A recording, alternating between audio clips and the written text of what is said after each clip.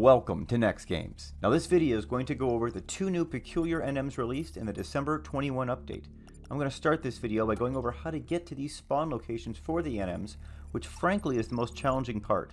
Then I will show you battle examples of both NMs, which are once again rather trivial in difficulty.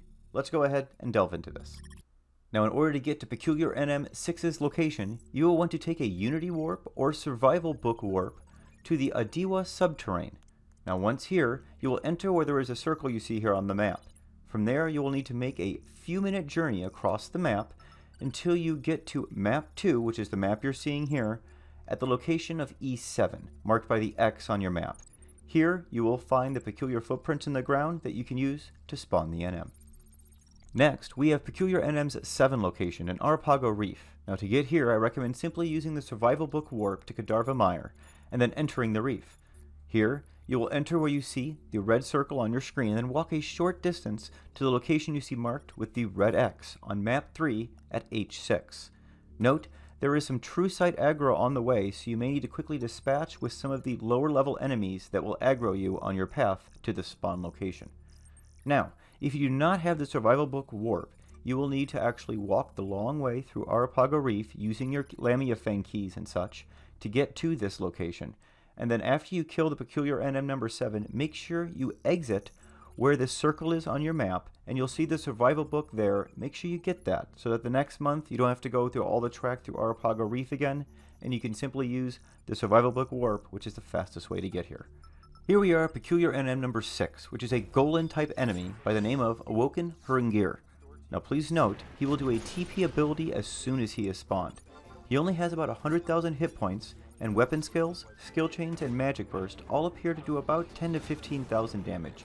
So the fight should be over with the use of only a few weapon skills, skill chains, or magic burst. Now none of his abilities used during this example were really of any threat to me or any of my trust for that matter, and I think most players should be able to take this one on each month without concern for an easy silver voucher.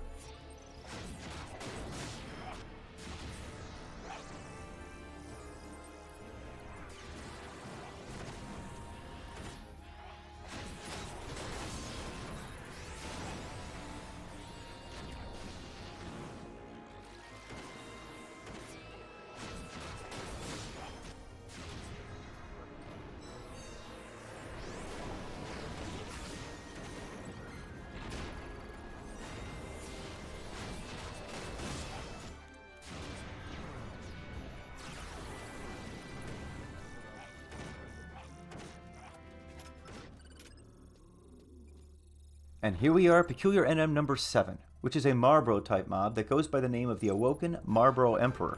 Now just like with NM number 6, he's going to immediately use an ability when he spawns, so make sure you keep this in mind.